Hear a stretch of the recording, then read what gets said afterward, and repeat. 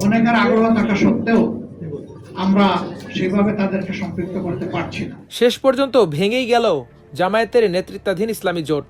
জোটের দ্বিতীয় বৃহত্তম শরিক দল চরমোনাই পীর মুফতি রেজাউল করিমের নেতৃত্বাধীন ইসলামী আন্দোলন বাংলাদেশ জামায়াতের জোটে থাকছে না। আজই আনুষ্ঠানিকভাবে এটা জানিয়ে দেওয়ার কথা রয়েছে।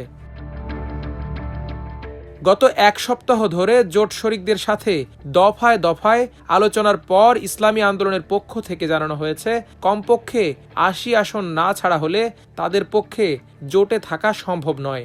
এ পরিস্থিতিতে জামায়াত ও ইসলামী আন্দোলন ছাড়া জোটের অন্য শরিকরা আলাদাভাবে বৈঠক করেন। সেখান থেকে খেলাফত মজলিসের এক অংশের আমির মাওলানা মামুনুল হক আবারও চরমোনাইয়ের পীরের সাথে যোগাযোগ করেন। আসন বন্টন নিয়ে মধ্যস্থতার চেষ্টা করে তিনি ব্যর্থ হন। গভীর রাতে জামায়াতের একজন নেতাকে পুরো পরিস্থিতি অবহিত করেন মাওলানা মামুনুল হক। জোটের একাধিক শরিক ও জামায়াত ইসলামী